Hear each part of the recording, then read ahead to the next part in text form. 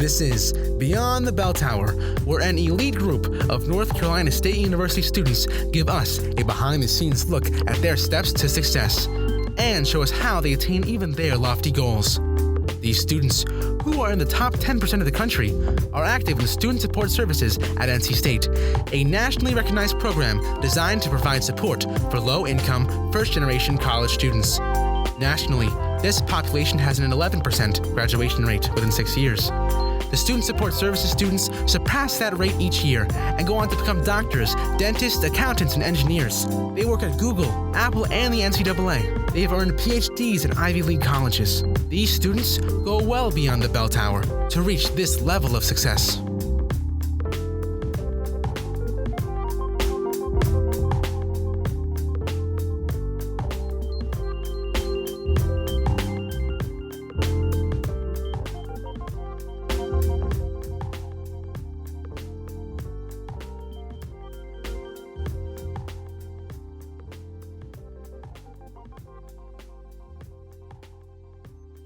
Welcome to our podcast. My name is Ureli Manjares, but I go by Gabby. I was born and raised in Raleigh, North Carolina.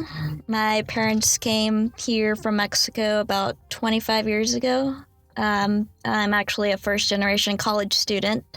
So for me, that means that I was actually the first to graduate high school in my family. And this May, I'll actually be the first to graduate with a bachelor's in human biology.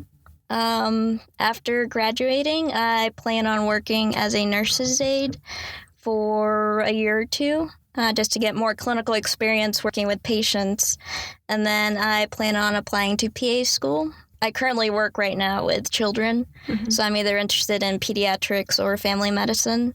And then from there, we'll see what happens. Yeah. So how about you? My name is Ileana Claudio. I am a first-year student here at NC State. I'm a biochemistry major, but I was recently accepted into the marine sciences program, so I'm currently double majoring.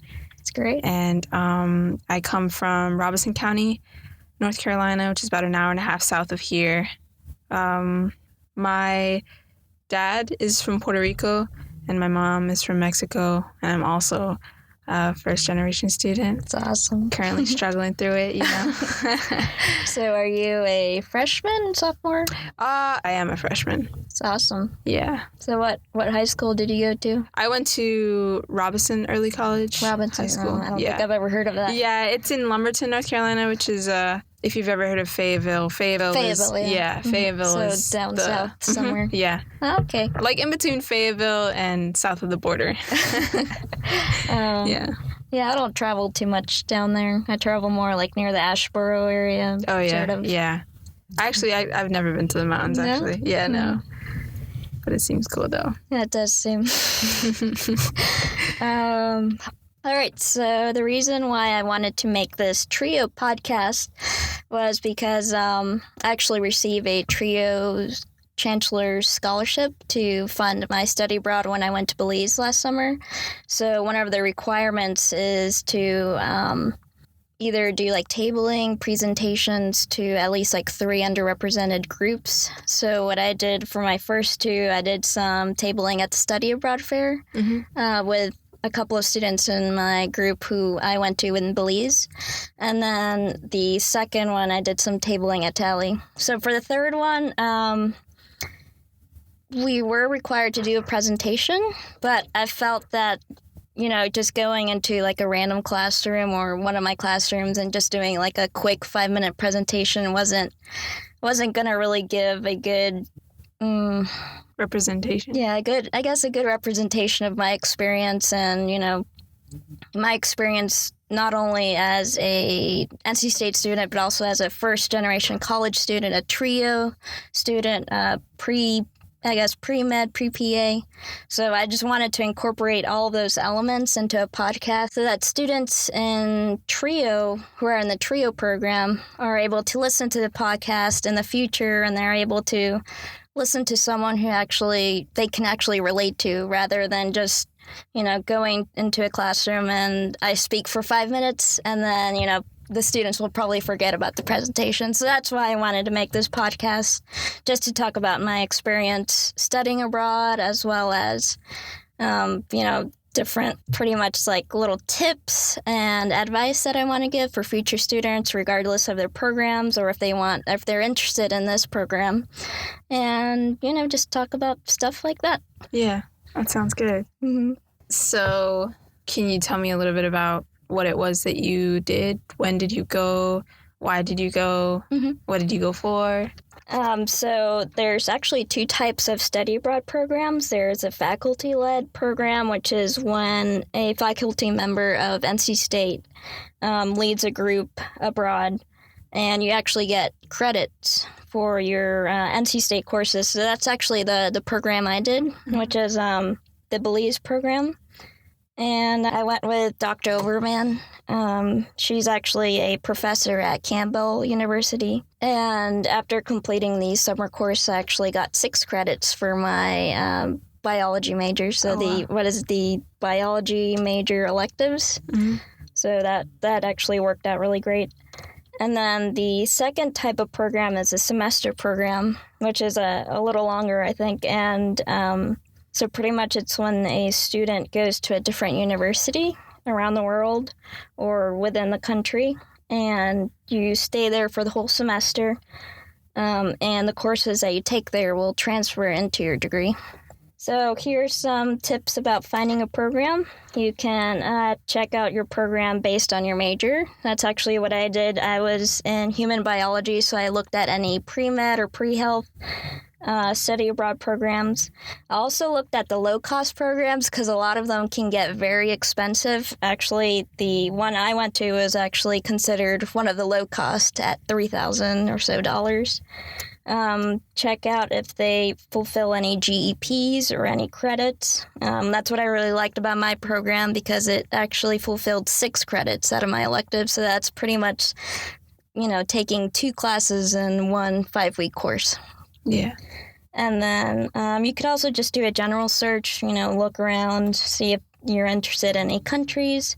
So here's some examples of short-term programs. It's a slide, showing pictures of Ireland and Scotland, South Africa if you're interested in wildlife management, Dominican Republic if you're into crop and turf grass science, Italy if you're studying law and ethics, and there's also semester programs which you can go to different countries, really nice countries, Japan, Italy. There's also UK, Poland. That's actually another one that was also pre-health is the one that goes to Poland. And Denmark as well. And of course, you also have to think about how you're going to afford study abroad. So if you actually become an exchange student, your NC State tuition is actually what you pay for your exchange. Also, if you receive any financial aid throughout the year, that actually goes with you for your study abroad. And there is a ton of scholarships for study abroad.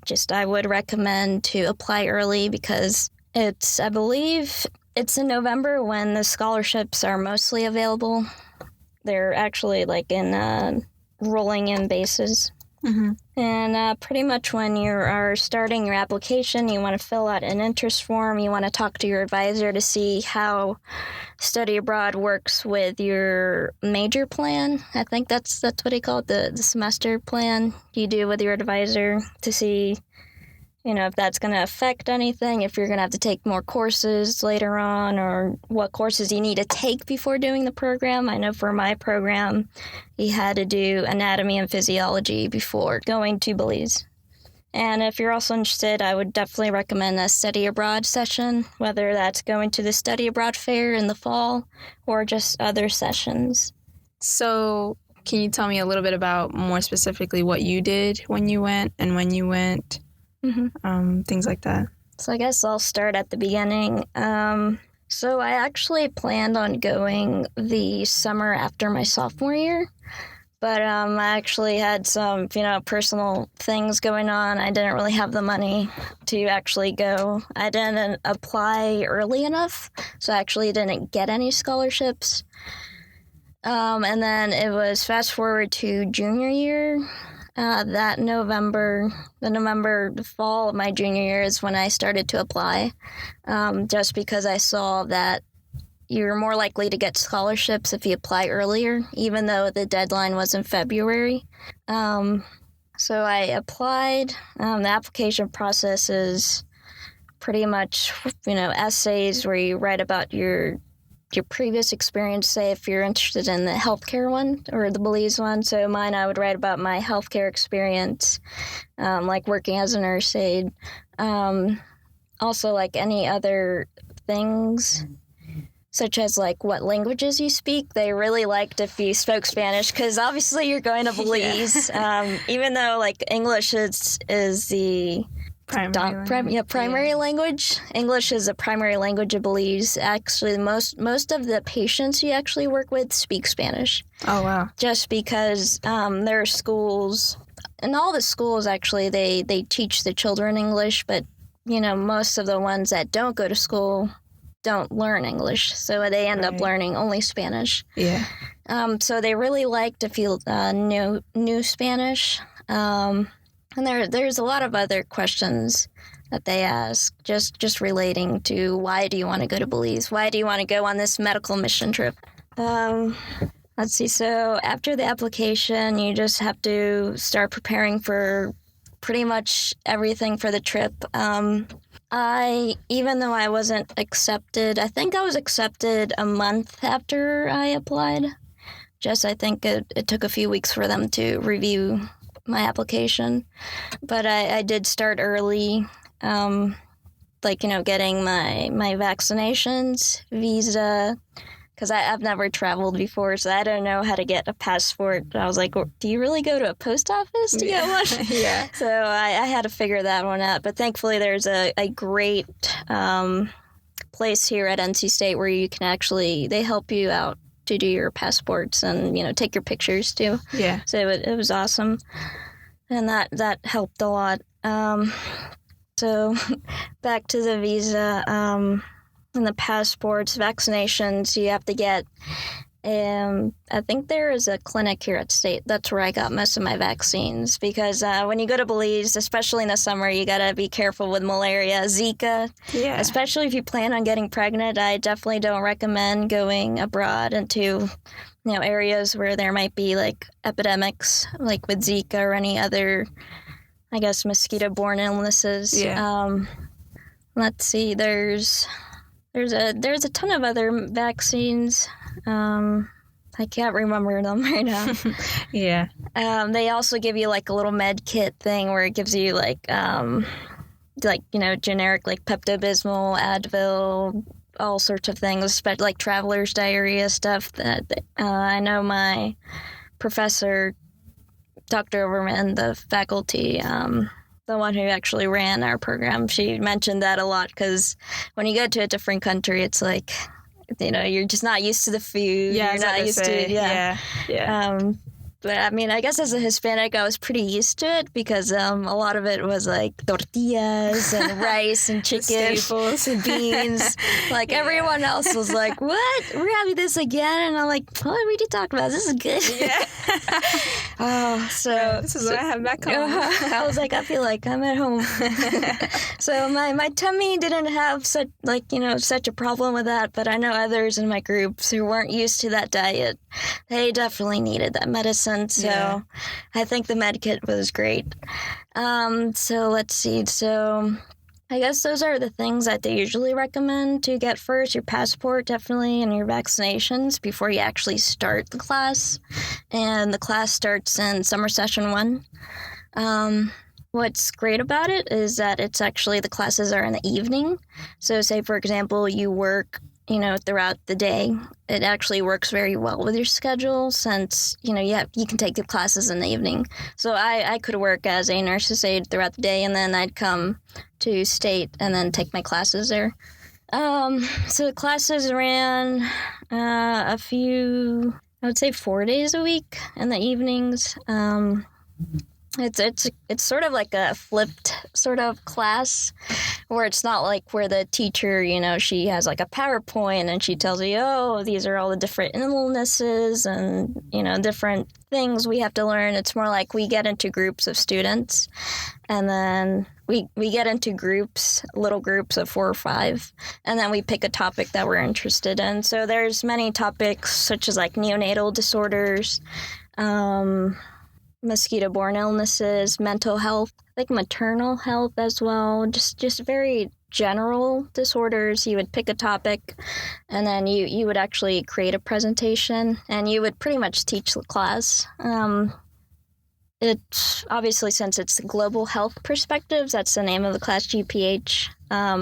We actually focused a lot on illnesses not just in the U.S., but how they're treated, the different kinds of symptoms, how people, I guess, how they're treated based on the resources that are available in every person's country. Like,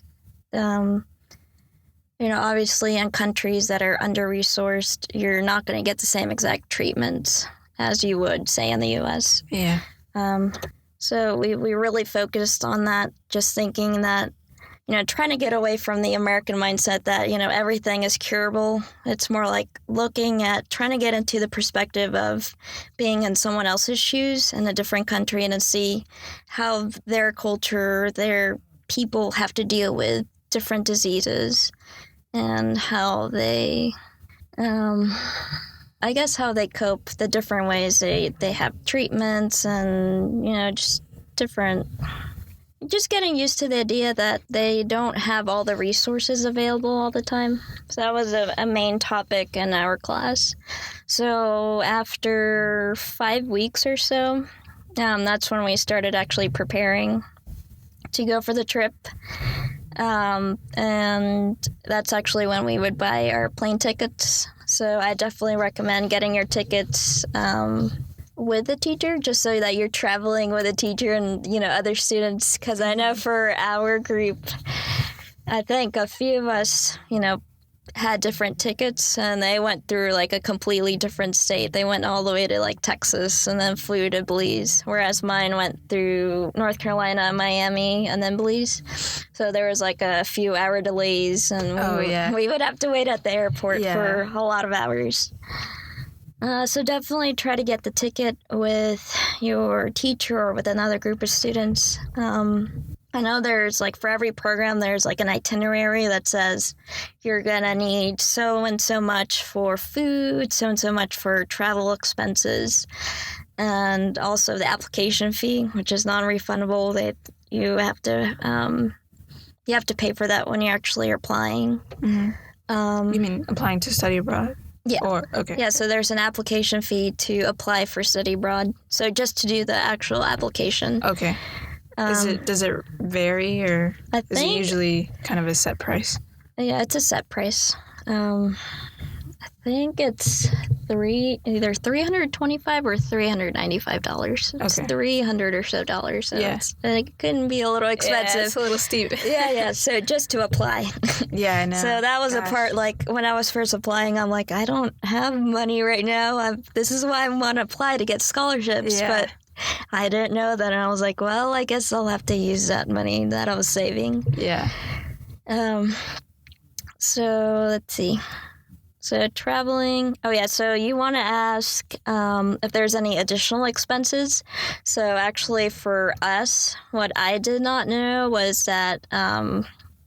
So let me first tell you what we were actually going to do in Belize. So pretty much the whole trip was a medical mission trip where we're going to go to Belize. We're going to go to like 2 different towns, and we were going to run free clinics there with the doctors there. Mm-hmm. And that would occur for 4 days or so, 4 or 5 days. So what I didn't know was that, these clinics were actually ran based on our donations. So that meant that as a group of us 30 students, we would have to come up with as many donations as we could, which included like medications, like prenatal vitamins, different things like toilet paper, just the ibuprofen, allergy medicine, cold medicine. So that was one expense that, we weren't really told in the itinerary, but I definitely recommend for any students who are interested in this program to definitely start early, make a fundraiser. I know a lot of our students, they made like a fundraiser through the church. I personally just went to the dollar store and just, just racked up a lot of medicines and because, it's very expensive. I think even then I spent like $100 there just on just medicines. Mm-hmm. Yeah. And that was at the dollar store. That's crazy. So I can't imagine like if we actually got like the good stuff, Yeah. But thankfully we had enough. Or so we thought. Yeah. We thought we had enough because our suitcases, were stuffed. Also, airport. I've actually never traveled across the nation before, so I had no idea like what you can put in your suitcase. Like, like what? So actually, funny story. So I've never been on an airplane too. Wait, but you had never been on an airplane before then? Yeah. Yeah. So, okay. So this was, last year, 2017, a spring break. Actually, my boyfriend's brother was stationed in Texas, so we had to move all his stuff from Georgia to Texas in a U-Haul truck. Well, that was tough. I can imagine. And then once we got there, we helped clean and stuff and move everything pretty much. And then we actually had to take a plane back from Texas to North Carolina. So that was actually my first plane ride, and I was very scared because I didn't know what was going on. Yeah. And then, to make matters worse, there was a lot, it was storming a lot. Oh, so the thunderstorms, there was a ton of turbulence. So I was just trying to hang on, for my life. I was so scared. So that was actually pretty much the scariest part for me, going to Belize was actually the airplanes because I don't have much experience on airplanes. Yeah. So we had to go from Raleigh, RDU to Miami. And then from there to Belize, which is across the ocean. Yeah. And, when I had window seats too. So I could always see down there. I'm like, oh gosh, ocean. Yeah. What's gonna, and I can't swim.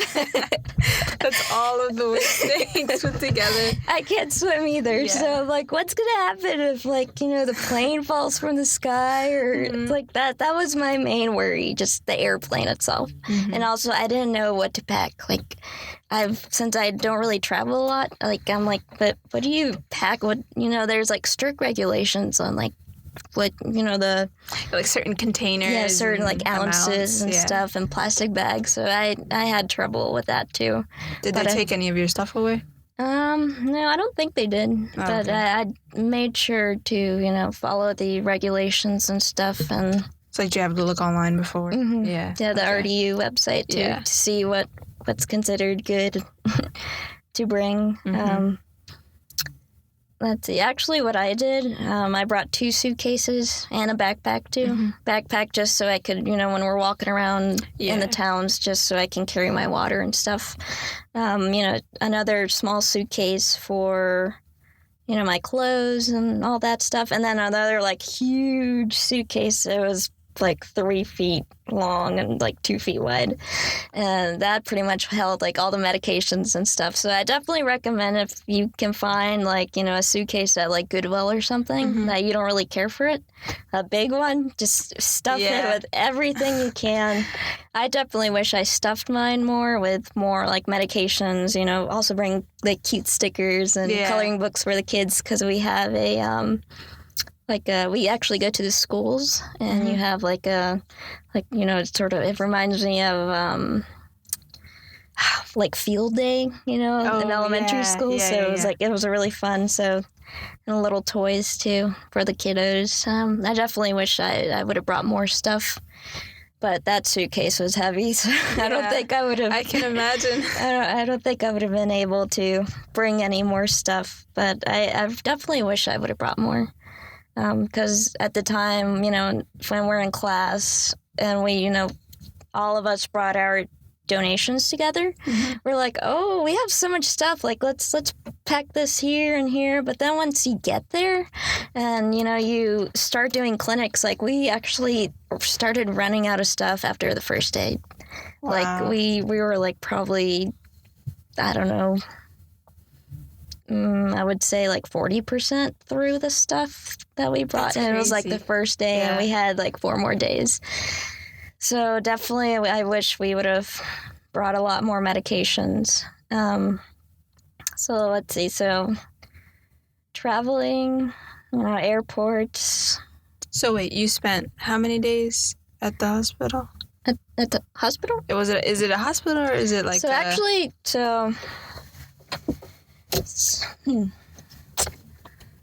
should I? So I guess I'll give you a little bit of a timeline. Maybe that'll make more sense. Yeah. Okay. So pretty much you have classes for summer session for, I'd say, 4 weeks. Okay. I think the summer session is like 6 weeks, or I don't remember how many weeks. And that was here? Yeah, at NC State. Okay. Yeah. So that's when you do the whole presentations and learn about global health and different ways to, treat different, different like campaigns, ways people can come together and help treat, diseases and such. And after those 5 weeks, you go to Belize for around 2 weeks. I think it's about 11 days. So the first day, pretty much the first day is, jet lag. Yeah. So we're just tired. The first day is pretty much waiting for everyone to come to the airport in Belize. So, all those people who might have gone through different, like, plane routes and stuff, we have to wait for those people. Okay. And there's, 30 of us, too. Right. So there's 30 of us, so there's a lot of waiting. And then once you get there, the first day is pretty much orientation. They tell you, like, this is what we're going to do. We actually work with ISL, which is, I don't remember what the acronym stands for. Pretty much ISL is like a team over there in Belize who works with students, or I guess pretty much students who are pre-health or who come through study abroad, sort of help them orient with the orientation around in Belize. So they work with not just, undergrad students, they work with dental students, medical students, any students who come to Belize, and they just sort of help them out. So they were very helpful. And that's when we met our 2 doctors who we're going to be primarily working with. So that we first were in Corozal. So it's like a little town in Belize. Sort of, I wish I would have brought a map and just to show you where it was. And first day orientation, just settling in, hotel stuff, they tell you a lot of stuff. And, like a lot of us were very surprised, like you can't drink the water there. So we're pretty much drinking out of like a blue gallon jug of water, because we just can't drink the water. So we have to be careful with like brushing our teeth. Just use the water from the sink to wash our hands, but we can't drink it just because it's not safe. The water's not safe. So what do the people who live there do? So actually you actually get to notice once you walk through the villages, or not the villages, the little neighborhoods, I guess. They have like a different water system where it goes through, I guess, sort of like with Raleigh. What is it called? Like a filtering system, or? Sort of like it's like a main water system. Okay. But it goes through like the whole country. So they have that, but it's obviously not as filtered as, say, Raleigh would be. It's not adding, what did they add, chlorine or something? To clean? Whatever it may be. Yeah, whatever they put in our water. So it's not, I guess, safe to our standards, but for them, it's like, it's all they have. So it's pretty much what they use to drink and cook. other things. Air conditioning. It was very hot when we went. It was in June. Pretty much air conditioning was only in the hotel where we stayed at. So everywhere else, it was hot. Yeah. It was very, very, very hot. Wi-Fi, us students were just so used to, having Wi-Fi everywhere. Wi-Fi only at the hotel, and it wasn't, super fast. Yeah. So we could barely do like any Skype calls to our family members or texting. It didn't have much signal, I guess. So definitely you're pretty much in the dark, sort of feels like. Yeah. So that was the first day, just getting used to that, getting our roommates,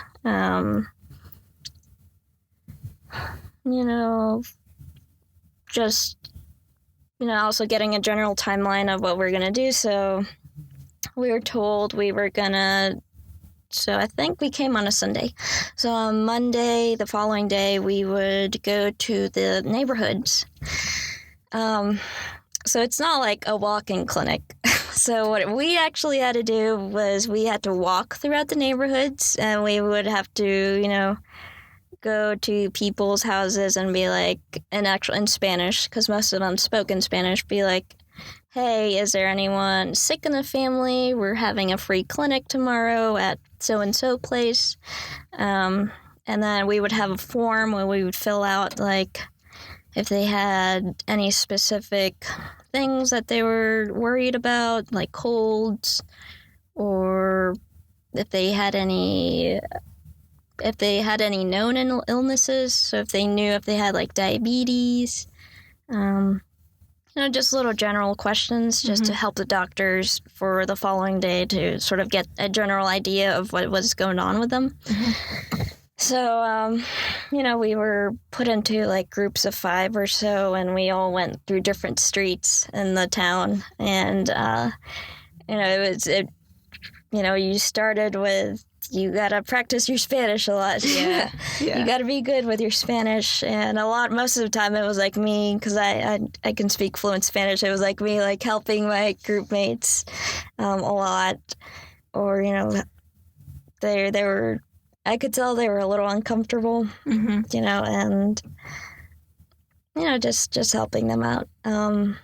So that's what we would do for the whole day. The first day, we would walk all day throughout the neighborhoods. It was very hot. Scorching sun on you. You wore scrubs too. Oh man. So we wore scrubs and drank a lot of water. Also,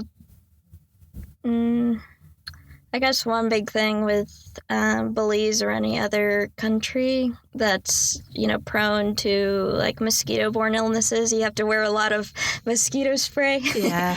So we pretty much it was like all over us. Like we would make, mosquito spray.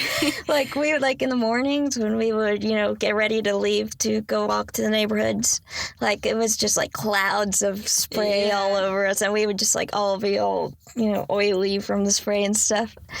And, and then mix that with our sweat. It's so hot, and it's just didn't smell good. Yeah, I can imagine. Yeah, so definitely a lot of walking. So that was the first day? Yeah, that was first day. And then the following day is when you would actually open up the free clinic with the doctors. Okay. So was it near the hotel, or was it far away? I would say like 30 minutes away. Okay. We had a bus that we would go to there. Cool. So the free clinic was pretty much in the neighborhood, just because it, for the patients, for them to be closer or to get there faster. So it was centralized? Yeah, centralized. Okay. So it was in the community center. They would call it El Centro de Comunidad. So at the community center, each little neighborhood had one. So it was either that or a church. I know the third one we did was like at a church. Mm-hmm. So we would set up, it was just like plastic chairs, benches. We would set up that like little groups again. And then, at the back, at the back of the room, we would have like blankets, because that's pretty much all we had.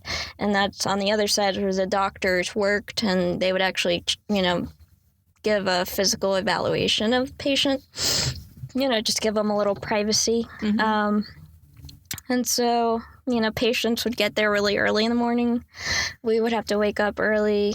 And then, again, in little groups of us, we would help do vitals. So basic vitals like blood pressure, height, weight, pulse. And then we would ask questions like, why are you here? What's going on? And then there was like a little form that had a ton of things. Like they would ask, a lot of personal questions. Like for the girls or the women, they would ask like, when was your last period? Just because it would, give a general indicator of their health. Yeah. So a lot of, very personal questions that when you're, I guess, it sort of helps you if you're interested in healthcare, like sort of get used to that, because you're going to have to do that a lot with patients in the future. And then afterwards, we would take them to the doctor in the back, and they would get, evaluated. They would be given a diagnosis if possible. Unfortunately, a lot of the patients weren't really given a proper diagnosis, as in, I guess they were given a good diagnosis, but we didn't have the treatment they needed. Okay. So, for example, a lot of there was a ton of patients that like I felt really bad because we couldn't help them. So I know one of the first days I would my group and I we went to the neighborhood. And there was a man with cataracts. So he was asking us if we were like surgeons, because a lot, there's a lot of different groups that come to these neighborhoods to help out. And we couldn't help him. There's, I guess when you go check out their houses, you sort of get to see the living conditions. They're pretty much like shacks.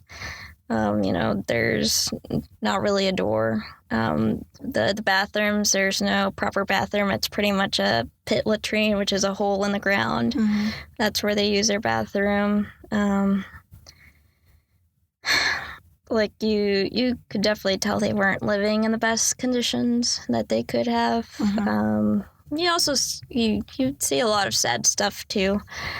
Like I remember seeing this woman who had like all these scabs all over her, and you could tell she had some sort of, I guess, disorder, some sort of, I would say, mental health disorder. You could tell. And then I guess her husband, like, he would complain to us. He was like, well, she keeps picking these scabs or so, and you could assume there was abuse. So there was a lot of things that were really tough to see. And children, their tummies were sticking out a lot just because they were malnourished. Then just and it was very tough just for us to be like, you have a very difficult, I guess, disease or condition, and we unfortunately can't treat you because all we have are vitamins, aspirin, just very cold allergy, flu medicine. Just basics. Yeah, basic stuff. We couldn't really treat them as much as we could. So the going to the neighborhood and then to the clinic, that would flip-flop. So we did that 3 times. And then the final one was when we would get all of us together, 30 students of us, and we would make like a super big clinic. And I think at the end of those 6 days, we treated, or I guess we helped over 500 or so patients together. Wow, that's awesome. Yeah, so it was great. So it was a lot of work, but it was nice. Let's see. I feel like I talk a lot. So how do you think your perspective changed after you after I went. Yeah, after you went and then came back, and how did you see things differently? So actually, one of the main reasons I went was because I was stuck between pre-med and pre-PA. So when I first got into NC State, I first applied as a human biology major, but I actually got into first year college, which is, I think, exploratory studies now, which is like, you're not really in a major. And then afterwards, I wanted to do microbiology. I think Sarah sort of mentioned that you wanted to, put yourself out of, just not be generic. Or what's that word? Yeah. It's kind of a weird combination of biochemistry and marine sciences is what I'm looking at right now. But yeah. So sort of like not be so narrow and sort of put, I don't know how to word it out. Like interdisciplinary? Or combination, kind of? Sort of like just not be, I don't like the word generic. A little bit more unique path. Yeah, be more unique. So actually, I started to major. I coded. Is that coded? Coded. Yeah. I coded into microbiology, and I took a few micro courses. So at the time, so it's like I'm flip-flopping all over. So in high school is when I really started being interested in healthcare. Actually, senior year, I took like a pharmacy tech course. I was like, ooh, I want to do pharmacy. Yeah. And then freshman year here, I'm like, medical school, I'm like, I want to be a doctor. Because, like, woohoo, first gen, you got to do the best ever. Yeah. And then I think around my sophomore year, as a first gen student, classes are tough. I always tell like my advisors, like, my parents, obviously my mom stayed in school until like 8th grade and my dad did like freshman year of high school. So it's only like a little like, there comes a point where they can't really help you in your education, like you can't be like, hey mom, can you help me with this homework? There comes a point where you're like, well, you're on your own. And that's sort of like when I transitioned into college, it's like, well, I'm on my own now. Like, I don't know what to do, what classes to take. I really did not know anything. What a bunch of stuff means. Like, how like paying for school works. And I remember when I was applying to school, it was a mess. But I didn't even know what an SAT subject test was until I applied to school. That was me. I was like, well, everyone else is taking SATs and ACTs, so I'm like, well, I guess I'll do it. I honestly didn't study for it. So I was like, well, I don't know. I'm like, you have to take this for college? Yeah, so, I had no idea. I really wasn't planning on going to college, but I don't know. I was like, well, I might as well go, So yeah, fast forward to sophomore year, I was, very like pre-med, doctor, and then, some personal, I would say personal. Some tough things happened in sophomore year that really changed my perspective because, my father is a landscaper, so we're pretty much on his income, depending on his income. Mom doesn't work, and I have 2 younger sisters and an older brother. And we're living in like a 2-bedroom apartment, like 5 of us to a room, and you just get cramped, and trying to study in there, there's no privacy. There's just like I would stay up till 3 a.m. to study because that's when everything was quiet. And just all that pressure and stress, like I was like, do I really want to do medical school? Do I really, I honestly asked myself, like, why do I want to go to medical school? And also, I asked my friends that too, and most of our responses were like, just 2 letters, MD, or the status, the money, and I was thinking to myself, like, that's not really enough for me to be like, I want to go. Yeah. Like that's not what I want to do. I don't want to spend, another 8 years of my life in debt and stress and, putting all this pressure on myself just because I want to, help out my family. Because that was sort of my end goal. I wanted to really help out my family. Like, my dream for me is to buy a house for my parents, a nice car for them. But it's like with medical school, it's like, you have to postpone it until your 30s. Yeah. And then after that, with all that debt, and I know how it's like, for my family to live in debt, and it's a really, really tough place to be in. So, so that's sort of why I went on this trip, was just to see, like, would I still consider medical school? And I definitely think it helped me a lot. Considering other options besides medical school, because I know when I would see the doctors over there, they were working so much. And I guess it's a lot different than here in the U.S., but over there in Belize, there's actually hospitals, like one hospital per district. So I think that's like 8 or 7 districts. Mm-hmm.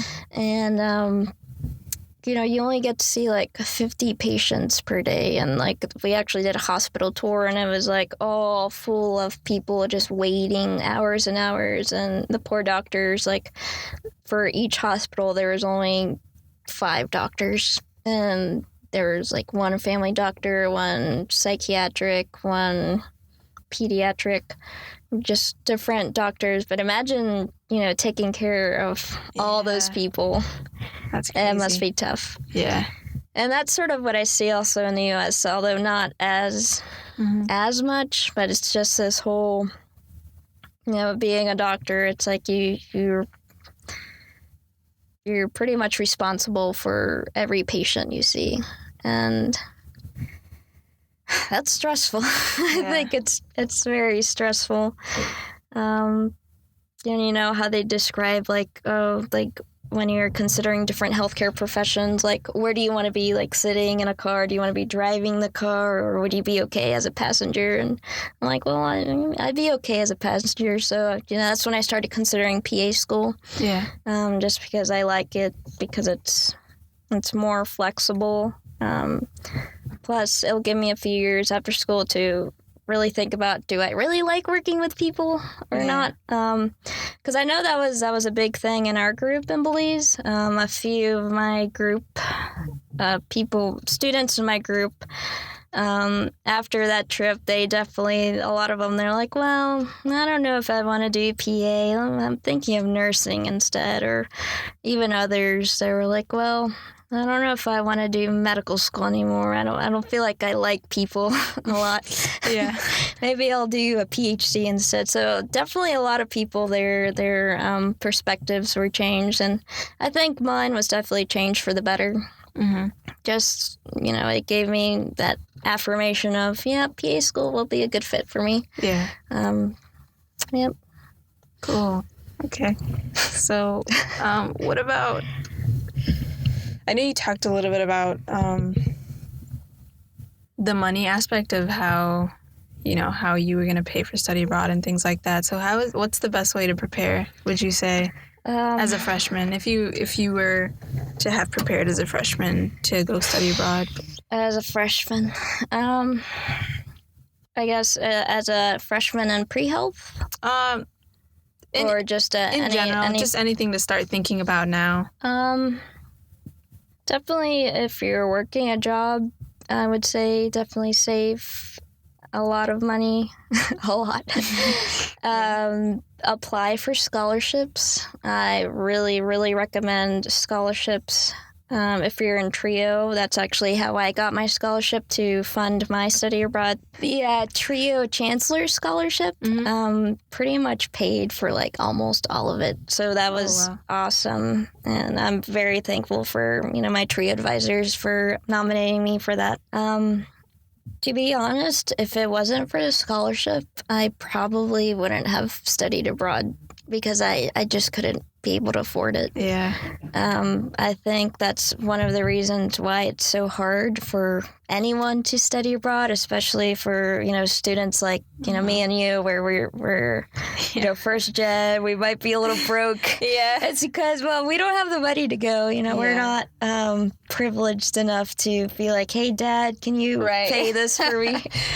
So can't really put that on my Christmas list. Yeah. So I really, really recommend scholarships. That's honestly the only way I can think of, if you were in a situation like mine or yours, like how you could possibly fund the study abroad, because it can get very expensive. Like mine was around $3,000. And that's not including any other expense. Yeah, that's not including, passport fees, getting a passport since I didn't have a passport to travel internationally. Clinic vaccination fees. I don't have the best health insurance because, I don't pay much each month. So it didn't really cover a lot of the vaccines and medications. So that was all out of pocket. Yeah. All the medications I told you earlier about, dollar store, out of pocket. So, there's just a little, definitely start saving up. I would recommend, just waiting. It's okay if you don't do it, freshman year, sophomore year. I went my junior year. I think it's all right waiting, just because, maybe after a year or so, maybe you're like, oh, well, maybe I don't know if I want to go to this program, or maybe I like this program better. Or you might want to think about, how expensive it is too, if you actually can afford it. That's one reason why I actually went on this program, because the other one, I think it was in Ethiopia, and it cost like $5,000. Yeah. That was a little bit out of my budget, but scholarships are the way to go. And definitely if you're in TRIO, talk to your advisors. They'll help you a lot in terms of scholarships. If you're in any other programs, I think the University Honors Program. I'm in the University Honors Program, so that's great. It's like we're twins. So because I also have 2 younger sisters and an older brother. Oh, really? Yeah. Mexico, too. Right. So definitely, like any other programs you're in, talk to your academic advisor about other ways to fund. There's also the, what do you call it? The GoFundMe? GoFundMe? Yeah. So unfortunately, I didn't do that. I really wanted to, but I think it was in May, like right before leaving in June. I was like, should I do one? I was like, it's a little too late. Yeah. Definitely, I've seen a lot of students do GoFundMe campaigns or so, and that helped them a lot. Just putting it on social networks, Facebook, family. Family and friends on Facebook. A lot of my family members, they contributed. Yeah. So that helped a lot. But yeah, it's definitely a lot to think about, especially as a freshman, young undergrad. Think about the expenses. I think the expenses is the hardest. Yeah. And obviously, if you haven't traveled a lot, just getting accustomed to traveling, being with, students who aren't, who don't look like you. Yeah. Or, that was. Yeah, I can imagine. Yeah, you just sort of, I don't know, like you probably went to school. Did you go to school here, like elementary school in North Carolina, U.S.? You sort of get used to being that outcast, when you're young. And I feel like study abroad still lacks a lot of diversity. So we definitely need to encourage more students, to go, because you don't want to be the only minority there. Yeah. You feel very awkward, and you honestly you can't relate to others. Yeah. So that's a hard part. But for me, like I was put in that situation too, and I just I was like, well, like it's either like I isolate myself or I just make friends, and that's what I decided to do. I was like, I don't really care, if you're richer than me or if you've been on so many trips. Like, I just want to know who you are as a person and what are your interests in healthcare. And I made a lot of friends. On the trip, and that's cool. It's also like a group of 30 of us, so you're not going to get along with everyone, obviously. Yeah. But there's a few, great people you're going to meet, and that's what I enjoyed a lot. Mm-hmm. That's awesome. Any other things? I think probably my last question would be, would you recommend for someone who has a bit of a more tight schedule as far as their classes go, would you recommend them, besides seeing their advisor, seeing someone in the study abroad office to kind of talk out when it is that a student like that should go, as in, I guess I'm using me as an example, that I have a bit more, I don't have as like free much electives? of a lenient schedule. Oh, okay. I have all of my GEPs filled, so now the only things that I would be taking are major courses. So I think my only option would be to study in the summer. Yeah. But how and when is kind of a question that I'm trying to get answered. So do you usually take summer courses? No. I don't think I'll have to if I stay on course. Okay. Definitely look into summer programs if you have like a tight schedule, because that's sort of what was with me, was because like there's different ones like semester programs and I think like alternative spring break ones. I personally like the short programs. Maybe I'm biased just because I went to a really, really short one. Just because I feel like I don't know. It gives me enough of that study abroad experience, but it's not to the point where I feel like, oh gosh, I'm falling behind. I feel like, oh, am I going to graduate on time? So that's actually what I liked about my program. Plus, if you want, you could also look into whether it fulfills any like GPs or any major requirements. Like for mine, it gave me 6 credits. So that's pretty much 2 less classes to take for me, which worked out really great for me. So wait, let me think about the question. Yeah, definitely look at, summer study abroad sessions. If you really, really want to do a semester, I would definitely talk with your advisor just to see like if there's a program that works well with your major. So maybe there's some programs that have certain classes that you can take over wherever country you're going to or city, and that those will transfer for your major. Yeah. Just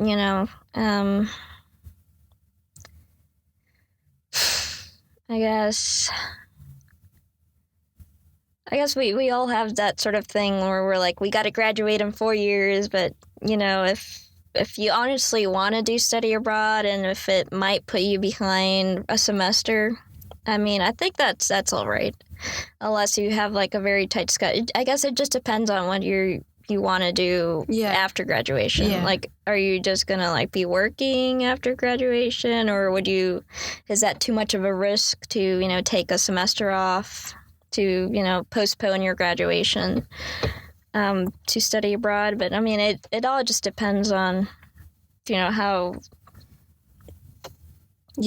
that was actually an idea that I hadn't contemplated until someone mentioned it to me.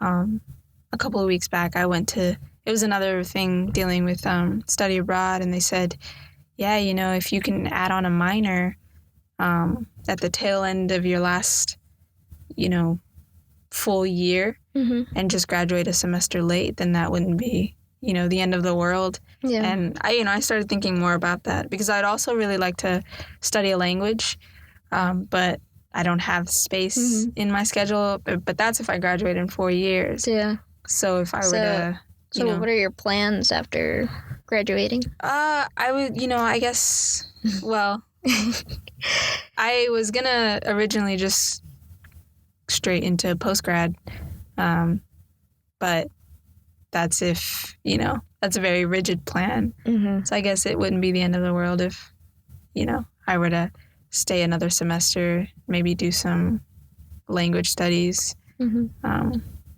But it's something to contemplate. But yeah, I've been thinking about that for a little bit. Yeah, definitely. Just I guess it's very instilled in us. Be like, you got to graduate in 4 years. Yeah. You got to, if you do longer than 4 years, you're gonna look bad or something. But honestly, I think it's all right if you extend it a semester or two. Just take your time. I feel like, even for me, I'm a lot different than I am from freshman year and sophomore year. You're going to change a lot, and, plans are going to change. I know for me, I planned on graduating with microbiology. And I was thinking pre-med, microbiology, make me unique. But, things happen, sophomore year, and I had a withdrawal from a few classes, just a lot of stuff going on. And, I felt very stressed because I'm like, oh, I'm behind. I'm not going to graduate on time. But, just take it slow, enjoy it while you can. Yeah. It's for me, it's like I'm graduating in May. I'm like, what? It went by so fast. But then, I know, 2 years ago, I would have been like, I can't wait to graduate. Yeah. It's going by so slow. But, I would definitely, I loved my study abroad experience. I don't really travel a lot. I think that's probably the only country I'll get to travel in quite a few years. It'll just give you a lot more perspective on, just I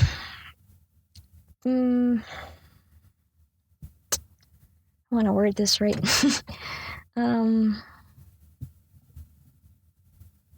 I guess it just gives you a different perspective, for me, I was born and raised in Raleigh, literally, my childhood home is 2 streets away. So, wow. This little area right here has always been, pretty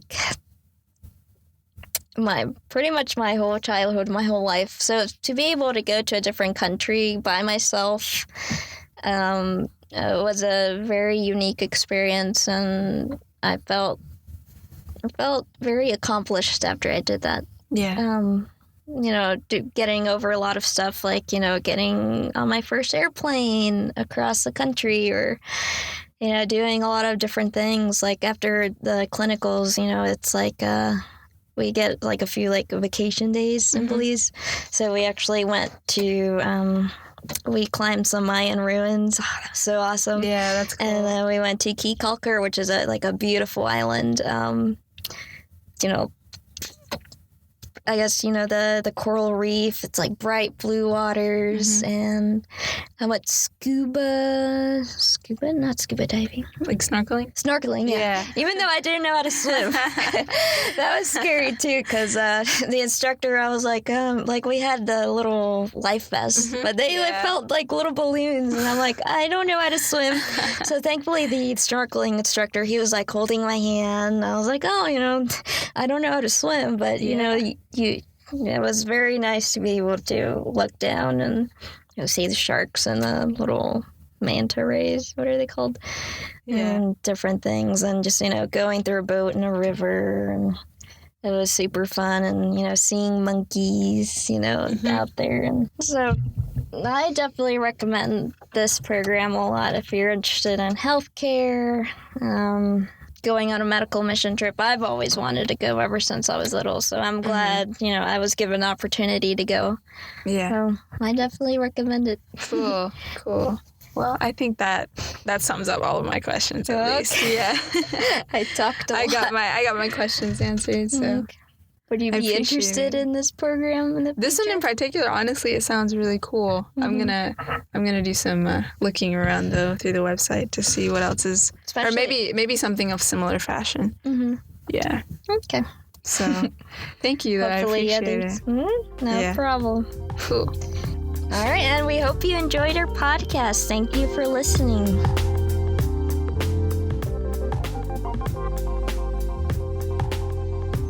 TRIO Student Support Services Program and Student Support Services STEM are federally funded college retention and completion programs. These programs focus on academic, personal, and career support for under-resourced undergraduate students. At TRIO SSS and SSS STEM, our goal is helping our students reach their goals. We are currently accepting new students to our program. Apply today. Go to www.ncsu.edu to learn more about student support services at NC State.